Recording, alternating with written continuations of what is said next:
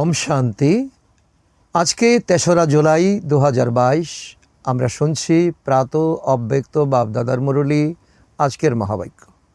এই মহাবাক্য বাপদাদা প্রথমবার চালিয়েছিলেন ১০ই জানুয়ারি ১৯৯১ সালে। আজকে আমরা তার আবার রিভাইজ শুনছি। আজকের হেডলাইন, ৪ সত্তার ব্যালেন্সের দ্বারা বাপ সমান সম্পন্ন আর সম্পূর্ণ হও। একটা টেবিলের যেমন ৪টি পায়া থাকে, তেমনি আধ্যাত্মিক জীবনেরও বাবা বলছে ৪টি সত্তা আমাদের জীবনে সম্পূর্ণ ব্যালেন্স থাকা দরকার, তবেই আমরা বাপ সমান সম্পূর্ণ এবং সম্পন্ন হতে পারব। আজ সর্বশক্তিমান বাপ দাদা নিজের সকল বাচ্চার বিশেষ শক্তিকে দেখছেন। আজকের বিশ্বে বিশেষ ৩ শক্তি বিদ্যমান। ১ ধর্মসত্তা, ২ রাজ্যসত্তা, ৩ বিজ্ঞানের সত্তা।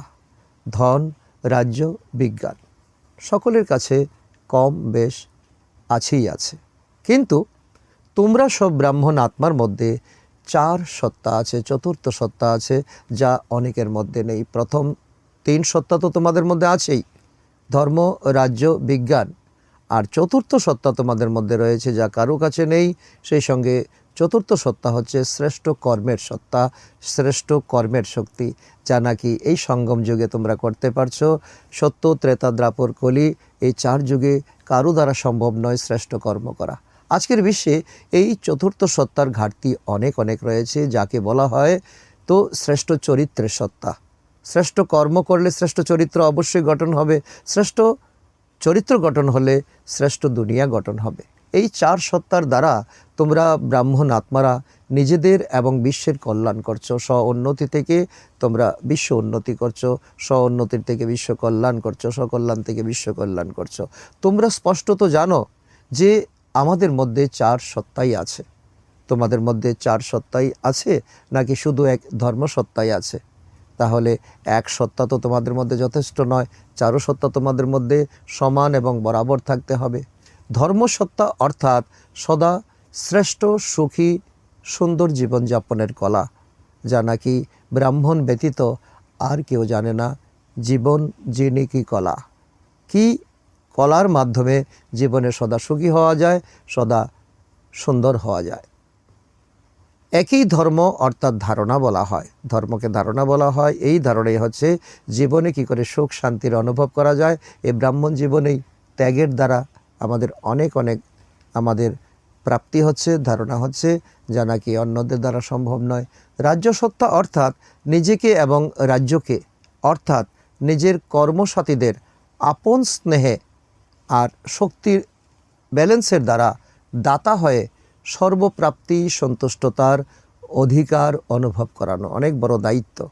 বাবা বলছে যে রাজ্যসত্তা হচ্ছে নিজের কর্মচারীদের যে আপন স্নেহর দ্বারা, আপন স্নেহ এবং শক্তির দ্বারা বাবা আমাদের অষ্টশক্তি দিয়েছেন আর স্নেহের ধারণা দিয়েছেন, তার দ্বারা ব্যালেন্সের দ্বারা নিজে রাজা দাতা হয়ে সর্বপ্রাপ্তির সন্তুষ্টতার অধিকার অনুভব করানো। চোখকে, কানকে, নাককে, সকল ইন্দ্রিয়কে অনুভব করানো এবং নিজে অধিকারী হয়ে থাকা, রাজা হয়ে থাকা। রাজা অর্থাৎ দাতা, তাই না? প্রত্যেকের দ্বারা সন্তুষ্টতার বা হোক, এটাই রাজার সবচেয়ে বড় মহিমা। সকল প্রজারা তার বা করবে এমন রাজা হয়ই না। তো আমি রাজা যদি আমার কর্ম ইন্দ্রিয়কে সুন্দরভাবে চালাই, স্নেহের দ্বারা, শক্তির দ্বারা চালাই, তো আমার কর্ম ইন্দ্রিয় তো আমাকে ধন্যবাদ জানাবে। এতদিন এই চোখ দ্বারা তো দুনিয়ার দৃশ্যকে দেখতাম, এখন ভগবানকে দেখি। এতদিন মুখ দ্বারা দুনিয়ার তো কুকথা বলতাম, এখন ভগবানের দ্বারা এখন সত্য কথা বলছি। কান দ্বারা অন্য কথা না শুনে এখন ভগবানের কথা শুনছি। এটাই যথার্থ রাজ্যসত্তা, যা দুনিয়ার অনেকেই জানে না। সুতরাং রাজ্যসত্তা অর্থাৎ নিজেকে চালনা করা এবং অন্যকে চালিত করার কলা, যা নাকি দুনিয়ার অনেকে জানে না। ব্রাহ্মণ নিজেও চলতে জানে এবং অন্যকে চলাতে জানে, নিজের কর্মচারীকে চালাতে জানে, অর্থাৎ তার চতুর্পাশে আত্মীয় পরিজন থেকে আরম্ভ করে সকলকে স্নেহ এবং শক্তির দ্বারা সে চালাতে পারে। বিজ্ঞানের সত্তা অর্থাৎ বিজ্ঞান দ্বারা অথবা এর সাধনের দ্বারা প্রত্যক্ষ ফলের অনুভূতি করানোর কলা। এটাও আমাদের ব্রাহ্মণ জীবনে সম্ভব।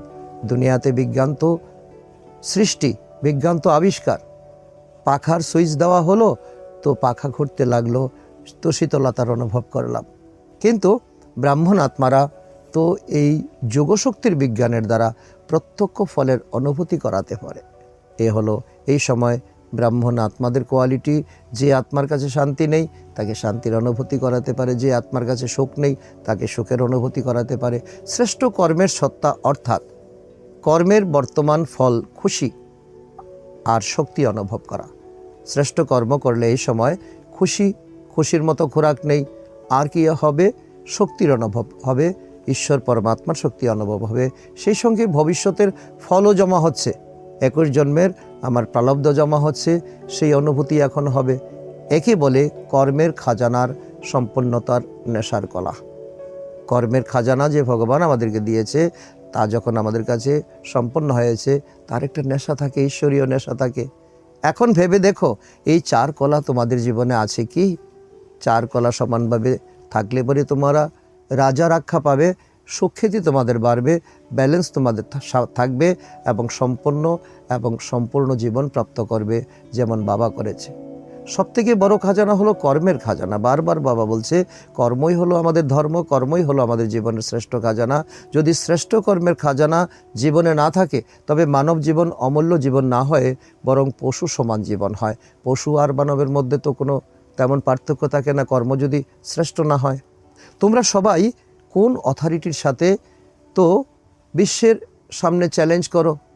জীবনযাপন কিভাবে করতে হয় শিখতে হলে এখানে আসো। কোন অথরিটি তোমাদের কাছে আছে যার দ্বারা তোমরা চ্যালেঞ্জ করো? এই চ্যালেঞ্জ তোমরা করো তো না? রাজনৈতিক নেতা হোক বা বৈজ্ঞানিক নেতা হোক অথবা ধর্মীয় নেতা, সবার সামনে রুহানি গর্বের সাথে বলো না, নিশ্চিন্ত বাদশাহ হয়ে দেখো। এই ঈশ্বরীয় বিশ্ববিদ্যালয়ে নিশ্চিন্ত বাদশাহের পজিশন এবং পদ এখানে প্রাপ্ত করা হয় পরমপিতা পরমাত্মার দ্বারা। এখানে এসেই দেখো, এখানে এসে তোমাদের সেই অনুভূতি হবে।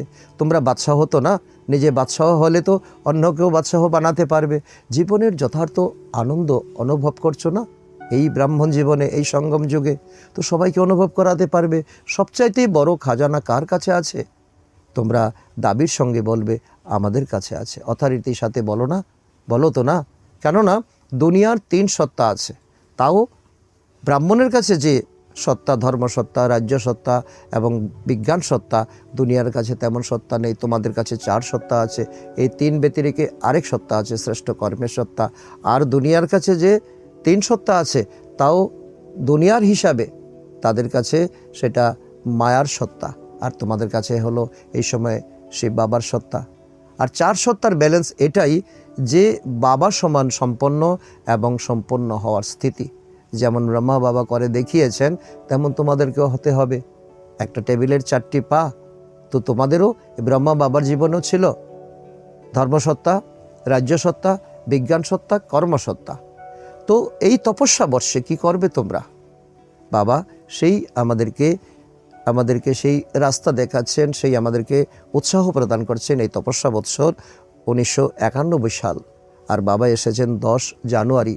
এই জানুয়ারি মাসে এসেই আমাদেরকে অনেক উমঙ্গ উৎসাহ ভরে দিচ্ছেন। এখন সারা বৎসর পরে আছে, সারা বৎসর তোমরা কোন তপস্যা করবে? এই 4 সত্তার চেক করো তোমরা। এটা অনেক বড় চেকিং, অনেক বড় চেঞ্জ জীবনে করতে পারবে। 4 সত্তার আধারেই একরস স্থিতির আসন সদা অচল অডল থাকবে, যেটা নাকি অন্তিম সময়ে তোমাদের অত্যন্ত কাজে আসবে। 4 সত্তার যদি একরস থাকে তাহলে স্থিতি তোমাদের অচল অডল থাকবে। তপস্যা সদা সর্বদা আসনে বসে করতে হয়। তপস্যা আসনে বসে করতে হয়, কুর্সিতে বসে করতে হয়, তো টেবিলে বসে করতে হয়, তো তার 4টি পায়া থাকে। সুতরাং এই 4 সত্তারূপী 4 পা একরস স্থিতির আসনকে মজবুত করবে। এমন নয় 1 সত্তা বড় হয়ে গেল, 1 সত্তা ছোট হয়ে গেল, তাহলে তোমাদের চঞ্চলতা হবে, ওঠানামা হবে। সবসময় নিশ্চিন্ত বাদশাহের অনুভব করাবে এবং করবে। বাদশাহ অর্থাৎ অধিকারী, আর প্রজা অর্থাৎ যাকে অধীনস্থ হতে হয়। তোমরা তো নিশ্চিত বাদশাহ, তাই না? তোমাদের চিন্তার জগৎ থেকে তো তোমরা দূরে সরে এসেছো। নিশ্চিন্ত প্রজা তো নও, রাজ্যকে তোমরা প্রজাযোগী তো নও। এখন নিশ্চিত বাদশাহীর দৃশ্যমান লক্ষণ কি? যা নাকি লোকে বুঝবে, সকলে অনুভব করবে। যত অধিকারী ততই অন্যদের তারা সমাদর করবে। এটাই হলো তোমাদের সবচেয়ে বড় গুণ। তোমাদের আশেপাশে মিত্র সম্বন্ধী থেকে শুরু করে তোমাদের চারিপাশে যারা আছে তাদেরকে তোমরা সঠিকভাবে খাতির করো। তারা শুধু অধিকারী নয়, তাদের অতিথি সৎকারের দ্বারাই তাদের অধিকারিত্বের পরখ হয়।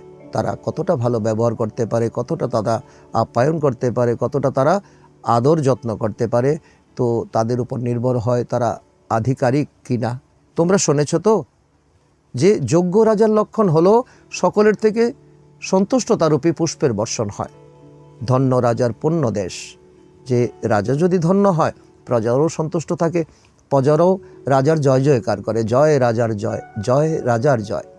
বাহ বাহ এর গীত হয় না, রাজার গীত গাইতে থাকে, রাজার মহিমা করতে থাকে। তো এমন রাজ্য সত্তা প্রাপ্ত করেছো তো তোমরা। বাবা সেই চেকিং আমাদেরকে করতে বলছে। এই তপস্যা বৎসরে নিজের চেকিং নিজে করতে হবে। খাতাও বাবা দিয়েছেন, পেন্সিলও বাবা দিয়েছেন। প্রথমে নিজের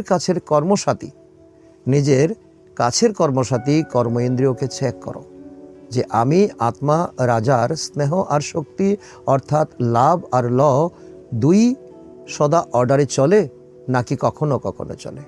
সদা অর্ডারে চললে তো তুমি সঠিক রাজা, নিশ্চিন্ত রাজা। আর যদি কখনো কখনো চলে তো তুমি কখনো রাজা কখনো প্রজা। তো সেটা তো তোমাদের জীবনে অগ্রগতির লক্ষণ নয়। বাধ্যবাধকতায় অগ্রচালিত হচ্ছ নাকি ভালোবাসার সাথে চলছো। এই আধ্যাত্মিক জীবন খুশি খুশিতে চালাচ্ছ নাকি তো ঠেকায় পরে চলছো, নাকি কেউ ধাক্কা দিচ্ছে তাতে তুমি চলছো, উপর করছো নাকি হৃদয় দিয়ে করছো। এইভাবেই সারাদিনের দিনচর্যার নিজের কর্মের পরিজনদেরকে কিংবা কর্মসাথীদেরকে দেখো, সেই সঙ্গে তোমার সম্পর্কে যারা আসে, যারা আশেপাশের প্রতিবেশী যারা আসে, সেই আত্মাদেরকে দেখো যে আমি রাজ্য অধিকারী আত্মা দ্বারা কত সংখ্যক এবং কত পার্সেন্ট আত্মা সন্তুষ্ট এবং প্রসন্ন থাকে। এই চেকিং তো এই তপস্যা বৎসরে অবশ্যই করা চাই। কারণ তুমি কর্ম করবে শ্রেষ্ঠ, যদি না করো তাহলে তোমাকে সামনে সকলে প্রশংসা করবে কিন্তু পিছনে তোমার গালমন্দ করবে। এটা যেন না হয়। এটাই রাজ্য সত্তার যথার্থ অনুভূতি, তাই না? বিজ্ঞানের সত্তা চেকিং কি বের করবে? এটাও তো তোমাদের আরেকটি সাবজেক্ট। সীমাবদ্ধ দুনিয়ার বিজ্ঞান সীমিত স্থূল সাধন দ্বারা সুখ আরামের অনুভূতি করায়। ফ্রিজ জিনিসকে মজবুত রাখে, সঠিক রাখে। পাখা শীতলতার অনুভব করায়, এসি শীতলতার অনুভব করায়। এমন অনেক গাড়ি ঘোড়া অনেক কিছু আছে যা নাকি বিজ্ঞানের সাধন, তা নাকি স্থূল জগতের অল্প সময়ের সুখ অনুভূতি করায়। তোমাদের বিজ্ঞান তো যোগশক্তি, যোগের দ্বারা তোমরা নিজেকে ব্যালেন্স রাখতে পারো। আর এই সারা দুনিয়ার উপর এক যোগশক্তির একটা প্রভাব, একটা প্রতিফলন তোমরা স্থাপন করতে পারো। যোগ সর্বাপেক্ষা বড় বিজ্ঞান, তাই না? সেখানে সাধন আর এখানে সাধনা। সেখানে সাধন দ্বারা তো অনেক তো এই জীবনে অনেক তোমরা করে দেখাতে পারো। ভালো মোটর গাড়ি আনতে পারো, ভালো ঘরকে সাজাতে পারো বিজ্ঞানের অনেক সাধন দ্বারা। কিন্তু আর এখানে হচ্ছে কি, কোনো কিছু নেই, কোনো আপত্তি নেই, কিন্তু যুগের সাধনা তোমাকে অনেক দূরে এগিয়ে নিয়ে যাবে। আত্মাকে মন আর বুদ্ধির সাধনা দ্বারা কত দূর নিয়ে যেতে পারো তা বাবা এখন বোঝাচ্ছে। নিজেকে চেক করো এবং তো এই চেকিং পাওয়ারের দ্বারা সারা দুনিয়ার সকলকে তোমাদের দিকে টানো, আকর্ষণ করো। সীমাবদ্ধ দুনিয়ার বিজ্ঞানীরা সূর্য পর্যন্ত পৌঁছতে পারেনি। সূর্য পর্যন্ত পৌঁছলে তারা জলে পড়ে খাক হয়ে যাবে।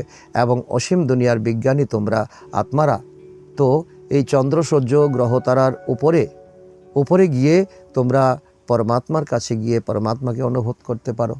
আর কত খরচ লাগে? সময়কে বলা হয়ে থাকে টাইম ইজ মানি। স্থূল মানি তো ব্যয় হয় না, তাই না? আবার টাইমের মানিও লাগে না তোমাদের। তো বিনা খরচায় তোমরা এত বড় দুনিয়াকে তোমরা ঘুরে আসতে পারো। তাহলে কত বড় বিজ্ঞান তোমাদের কাছে আছে, যোগশক্তি। তারা এয়ার কন্ডিশনের দ্বারা সুখ দেয়, আরাম দেয়। আর তোমরা সাধনা দ্বারা যখন চাও তখন শীতল অনুভূতি তোমরা করে দেখাও। অস্থিরতার মধ্যে তোমাদের মুখ দিয়ে প্রেমের বাণী বেরোবে। যখন চাও তখন জ্বালা রূপের, শক্তি রূপের অনুভব করতে পারো তোমরা, যেটা তোমাদের যোগশক্তির দ্বারা সম্ভব। সীমিত পরিসরের বিজ্ঞান অল্প সময়ের জন্য আরাম দেওয়ার নিমিত্ত হয়, কিন্তু তোমরা সদা আরামে থাকো, মানসিক শান্তিতে ঘুমাও তোমরা, শান্তিতে ওঠো আর শান্তিতে সর্বকার্য করো। অশান্ত হও কি তোমরা? যখন আসন থেকে নেমে আসো তখন অবশ্যই অশান্ত হবে। এই আসন ছেড়ে কখনো নেমে আসবে না, নয়তো অশান্তর লেশমাত্র তোমাদের মধ্যে নেই। ব্রাহ্মণ জীবন মানে শ্রেষ্ঠ জীবন। তো তোমাদের বেগমপুরের বাদশাহ তোমরা, নিশ্চিন্ত বাদশাহ তোমরা, এই টাইটেল ঈশ্বর প্রদান করেছেন। বিজ্ঞান আর কি করে? মনোরঞ্জনের উপকরণ যোগান দেয়। কখনো গান বাজনা, কখনো অনেক রকমের ডান্স, অনেক অনেক প্রকারের মনোরঞ্জন করা হয় বিজ্ঞানের দ্বারা। যেমনই হোক, তোমাদের মন কখনো দুঃখী হয় না, আর তার জন্য তোমাদের মনোরঞ্জনের কোনো প্রয়োজন হয় না। কারণ মন তখনই দুঃখী হবে যখন তুমি মনের দাস হবে। তো দাস হও কি তোমরা? নাকি কখনো কখনো 63 জন্মের সংস্কার উঠে আসে? এটাও তো চেকিং করতে হবে তপস্যা বৎসরে। না, বাবাকে এটাই বলতে হবে, বাবা আমরা কখনো দাস হই না। দাস ছিলাম 2500 বছর, এখন তো মায়া আমাদের দাস হয়ে গেছে। আমরা রাজা, আত্মা রাজা হয়ে গেছি। এখন বাদশা হয়ে গেছো না, নিজেকে আত্মা মনে করে জীবনকে চালাচ্ছ না। তোমরা দাস নও, না তোমরা দুঃখী হও। সেজন্য মন সদা সুখানুভবে থাকে। তোমাদের আলাদা কোনো রকম মনোরঞ্জনের প্রয়োজন হয় না। যখন একান্তে থাকো তখনও তোমরা সুখানুভবে থাকো, সংগঠনে থাকলে তখনও তোমরা সুখে থাকো। সদা আনন্দ উৎসাহের দাতা মালিক বাবার সাথে তোমরা থাকো। সবথেকে বড় ইম্পর্টেন্ট বিষয়, স্বয়ং পরমাত্মার সঙ্গে তোমাদের কানেকশন। নাকি কখনো কখনো মান করে থাকো? মান করো না। বাবা বলছে দেখো, মান করো না। যখন পরমাত্মা তোমাদের সাথী, মন কিংবা মুখ ফিরিয়ে নিও না। কারণ পরমাত্মা এখন যা কিছু বলছে তোমার শ্রেষ্ঠত্বের জন্য, তোমার মঙ্গলের জন্য, তোমার কল্যাণের জন্য। এমনভাবে চেক করো যে বিজ্ঞানের সত্তা তোমাদের সাথে কতখানি অবিনাশী থাকে, অর্থাৎ যোগশক্তি তোমাদের কাছে কতটা নিরন্তর থাকে, কতটা অবিনাশী থাকে। এরকমভাবে প্রযোজ্য ধর্মসত্তা, ধর্ম অর্থাৎ শ্রেষ্ঠ জীবনযাপনের কলা, যেটা নাকি দুনিয়ার অনেকেই জানে না। তো কম খেয়েও তো ভরপুরতার অনুভব করতে পারো তোমরা। ব্রহ্মাভোজন খেয়ে, অল্প খেয়েও তোমরা অনেক অনেক অনেক পরিশ্রম করে তোমাদের কোনো রকম ক্লান্তি হয় না। এটাই ব্রাহ্মণ জীবনের অনুভব। তো এই শ্রেষ্ঠ জীবনযাপনের কলা তোমাদের কাছে আছে। আর্ট অফ লিভিং তোমরা জানো। এই ধারণাই হলো ধর্ম। তোমরা তো সবাই ধর্ম আত্মা আর শ্রেষ্ঠ কর্ম আত্মাও বটে। সুতরাং এটা চেক করো যে তোমরা ব্রাহ্মণ জীবনযাপন করছো। ব্রাহ্মণ জীবন অর্থাৎ সদা নির্বিঘ্ন, নির্বিকল্প, নির্বিকর্মী, এমন বিশেষতা তোমাদের আছে। সাকারে থেকেও তোমরা নিরাকারী।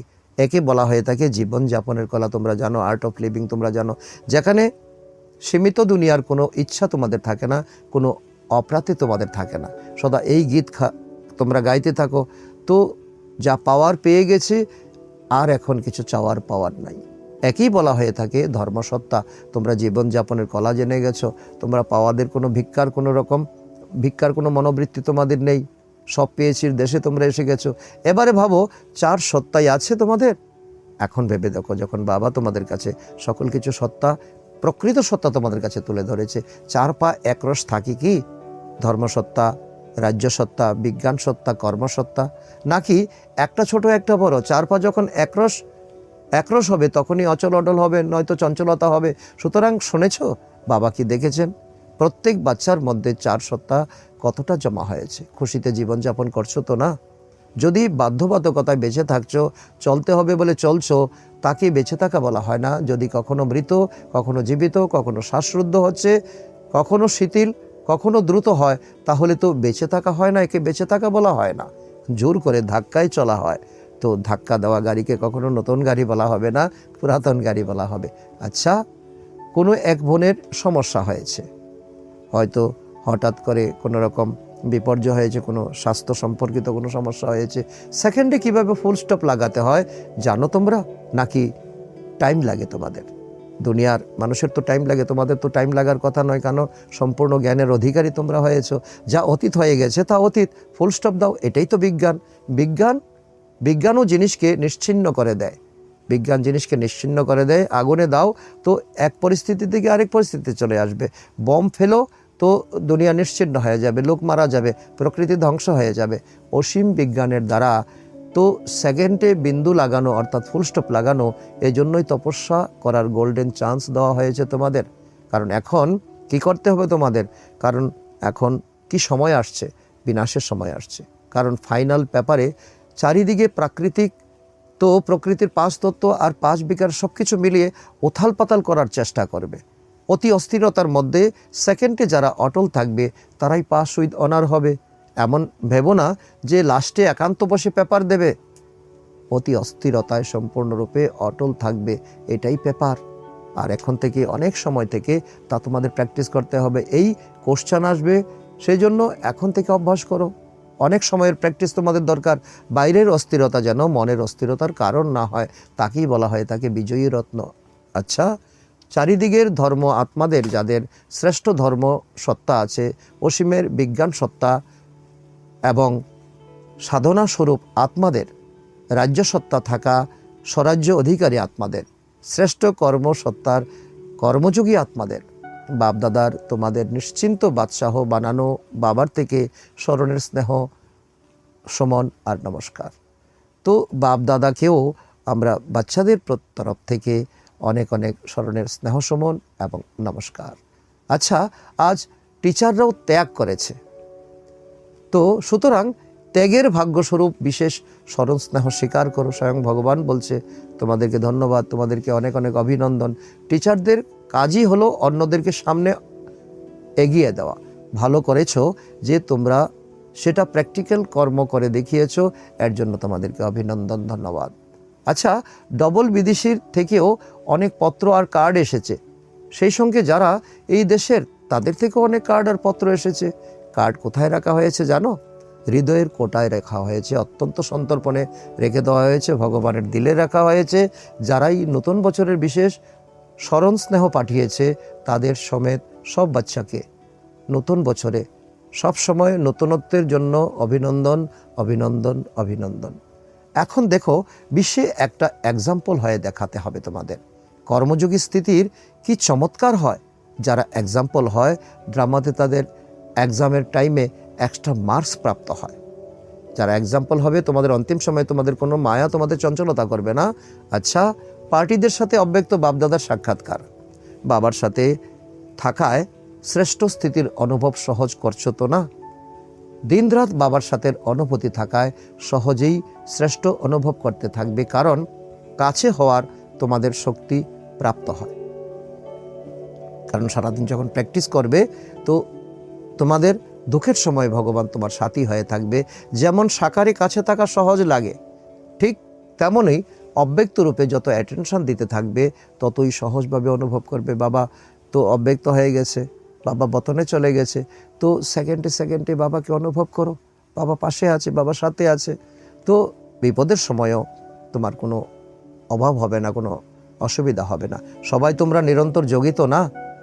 তোমাদের যোগী জীবন নিরবচ্ছিন্ন হয়, 2 ঘন্টার হয় না।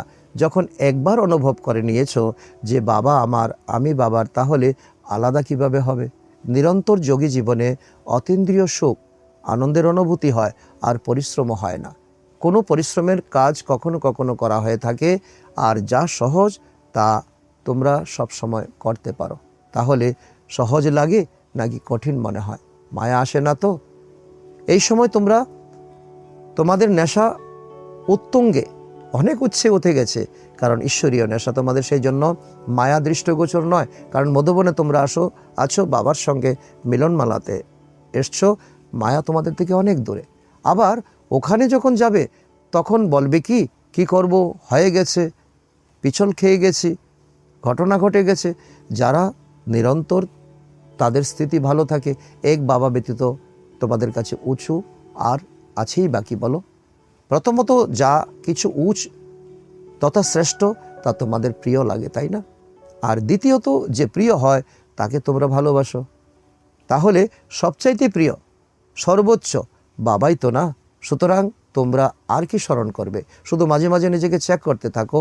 পার্সেন্টেজ সামান্য যদি কমও হয় সেটা বাড়িয়ে দেওয়া উচিত, তখন আর মায়ার মার্জিন থাকবে না।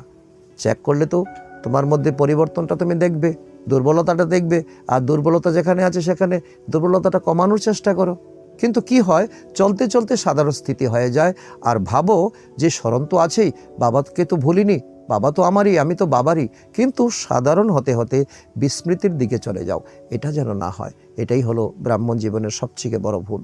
সেজন্য তোমাদের স্থিতি সাধারণ হতে দিও না, স্থিতি যখন সাধারণ হয় তখন তাকে ভাট্টির দ্বারা, ইয়াদের দ্বারা, বিভিন্ন প্রোগ্রামের দ্বারা তাকে অনেক অনেক উচ্চে বাড়িয়ে নাও। পার্সেন্টেজ সামান্য কম যদি হয় তো অ্যাড করে নাও, তাহলে সদাই শক্তিশালী থাকবে। শক্তিশালী আত্মার মাঝে মায়ার আসার কোনো সাহসই হবে না। মায়া অনেক দূর থেকে সালাম করবে। মায়া আসে আর তখন তোমরা যুদ্ধ করো, এতে সময় চলে যায় না, সময় অনেক নষ্ট হয়, তোমাদের পুরুষার্থ নষ্ট হয়। এই লিঙ্ক ছিন্ন হয়ে যায়। ছিন্ন হয়ে যাওয়া লিঙ্ক জোড়া দিলে কি হয়, তাতে অবিচ্ছিন্ন থাকার ক্ষেত্রে ভিন্নতা এসে যায়, একটু কাট আপ হয়ে যায়, ইন্টারভেল পড়ে যায়। সেই জন্য সাধারণ স্থিতি হতে দিও না কখনো। তোমরা এই ভুলের মধ্যে থেকো না যে বাবার স্মরণ তো আছেই, না, কিন্তু আমি কি সদা স্মরণ স্বরূপ, এটা চেক করো। বাবার স্মরণ তো আছেই, এটা হলো ঢিলেঢালা পুরুষার্থ। আমি কি স্মরণ স্বরূপ?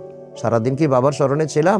স্মরণ স্বরূপ অর্থাৎ শক্তিশালী। কখনো কখনো কাম, ক্রোধ, লোভ, মোহের বড় বিকার আসে, তো আসে না এমন স্থিতি তৈরি করো, কিন্তু নিজেরই স্বভাব অথবা নিজের সংস্কার সাধারণ স্থিতি বানিয়ে দেয়। এটাও যাতে না হয়, এটাও চেক করো এই তপস্যার বৎসরে। সতর্ক হলে পরে তো মায়া তোমাদের জীবনে অনেক অনেক তোমাদেরকে ব্যাঘাত করবে। তোমরা প্রতিদিন স্টাডি করবে, মুরলিও তোমরা শোনো, সেবাও করো, কিন্তু যেমন হওয়া উচিত তেমন তোমাদের হয় না। কেন? তোমরা এগিয়ে যাচ্ছ, কিন্তু স্পিড কীরকম? তো এগিয়ে চলার সাথে সাথে ভালো স্পিডও তো দরকার। বাবা সব বাচ্চাকে সদা উচ্চ চোখে দেখেন, কাউকে আলাদা করে দেখেন না, আর সদাই উচ্চ দেখার শুভ আশা রাখেন। সকলে যাতে উচ্চ থাকে, ভালো থাকে, সুন্দর জীবনে থাকে। আচ্ছা, সবাই তোমরা শ্রেষ্ঠ কর্ম করা, কর্মসত্তা তো না, কর্মসত্তার অধিকারী আত্মা। দুনিয়ার কাছে যেটা নাই তোমাদের কাছে সেটা আছে। শ্রেষ্ঠ কর্মের পুঁজি জমা হয়েছে, তাই না? কত জন্ম চলবে এটা চেকিং করো। কত জমা করেছ এটা চেকিং করো। পুরুকল্পে চলবো নাকি 21 জন্ম পর্যন্ত চলবে, সেটাও তো চেক করা দরকার। অর্ধেক সময় পরেও পূজন হবে তো, তোমার মন্দির তৈরি হবে, মূর্তি তৈরি হবে। পূজ্য তখনই হয় যখন শ্রেষ্ঠ কর্মের খাজানা জমা করবে। লাস্ট জন্ম দেখো কত ভালো, ভিখারি হও না, কিন্তু ডাল রুটি তো খেয়ে বেঁচে আছো। সুতরাং লাস্ট জন্ম যখন ভালো, তখন অন্যান্য জন্ম অতি দুঃখের তোমাদের হবে না, এই গ্যারান্টি বাবা করছে। এটা তো সুখের পরিপ্রেক্ষিতে তোমরা দুঃখ বোধ করো, তা নয়তো শতযুগী সুখ যেমন ছিল সেই সুখ তোমাদের কাছে এখন নেই, সেই কারণে দুঃখ বোধ করো। তা নয়তো এমন দুঃখী হও না যে তোমাদের ফকির হয়ে রুটি ভিক্ষা করতে হচ্ছে। দুনিয়ার হিসাবে তোমরা অতি দুঃখী হবে না। শতযুগের তুলনায় দুঃখ থাকে তোমাদের, শতযুগের সুখ তো এখন থাকা সম্ভব নয়। নামই এটা কলিযুগ, আর ভগবানের কোলে এসেছো তখন এটা সঙ্গম যুগ। টিচারদেরও সেবার লটারি প্রাপ্তির লাক আছে, ভাগ্য আছে। লটারি তো সবারই প্রাপ্ত হয়, কিন্তু তোমাদের সেবার বিশেষ লটারি প্রাপ্ত হয়েছে। তোমরা টিচার, সকলকে এগিয়ে নেওয়ার জন্য দায়িত্ব তোমরা প্রাপ্ত করেছো। তোমরাও টিচারদেরকে দেখে খুশি তো হও না? নাকি তোমাদের মনে হয় টিচার্স কেন সামনে? যারা অন্যদের সামনে রাখে তারা আপনা থেকে সামনে হয়ে যায়। যারা অন্যদের রিগার্ড দেয় তারা অন্যদের থেকে অটোমেটিক রিগার্ড প্রাপ্ত করে। এই এক অনাদি নিয়ম, দেওয়া অর্থাৎ নেওয়া, নেওয়া অর্থাৎ খোয়ানো। সুতরাং নিতে চাইবে না, দিতে থাকো, অটোমেটিক তারা তোমাদেরকে এগিয়ে দেবে। যখন কেউ নেওয়ার চেষ্টা করে আর ভাবে আমরা রিগার্ড পাওয়া উচিত, তো আমাকে কেন রিগার্ড দেওয়া হচ্ছে না? সুতরাং নেওয়ার পিছনে ঘুরে বেড়ানো মানে খোয়ানো। যা তুমি প্রাপ্ত করছিলে তা তোমার থেকে চলে যাবে। আর দেওয়া অর্থাৎ নেওয়া, তো তোমরা দেওয়ার মালিক, দাতার বাদশা নাকি গ্রহিতা? নিজেকে সেইভাবে দেখো। দেবতা মানে যারা দেয়, যারা দাতার বাদশা তোমরা। তো এটা ভালো, বাবা খুশি, বাচ্চারাও খুশি। তাহলে আর কি বাকি রইল? টিচাররা সবচাইতে বেশি খুশি, কারণ তারা স্টুডেন্টদের যখন দেখে তারা খুশি হয়। আচ্ছা, আজকের বরদান, আত্মিক বৃত্তি দৃষ্টির দ্বারা দুঃখের লেশমাত্র সমাপ্ত করে সদা সুখদায়ী ভব। তার ব্যাখ্যা হলো, ব্রাহ্মণদের সংসার অভিনব ও অনুপম, তো তাদের দৃষ্টিবৃত্তি সব অনুপম। যারা চলতে ফিরতে আত্মিক দৃষ্টি, আত্মিক বৃত্তিতে থাকে, তাদের কাছে দুঃখের লেশমাত্র থাকতে পারে না। আর তার প্রমাণ হলো তোমরা, কারণ দুঃখ হয় শরীর বোধ থেকে, আর তোমাদের তো শরীর বোধ নেই, তোমরা তো আত্মিক স্বরূপে থাকো। যদি শরীর বোধকে ভুলে আত্মিক স্বরূপে থাকো, তবে সদাই সুখী সুখ, তা তোমরা প্রমাণ করে দেখাচ্ছ। তোমাদের সুখময় জীবনের সুখদায়ী হয়ে যায়, আর তারা সুখের শয্যায় শোয় আর সুখ স্বরূপ থাকে। এটাই তোমরা ব্রাহ্মণ। আজকের স্লোগান, নিজেকে দেখো আর নিজের যা খামতি আছে তাকে ভরো, খামতিকে ভরো, খামতিকে দূর করো, নিজের মধ্যে শক্তি আনো, তবে ভগবানের ভালোবাসা পাবে। আজকের সমান আমি সুখদায়ী আত্মা। আচ্ছা, ওম শান্তি।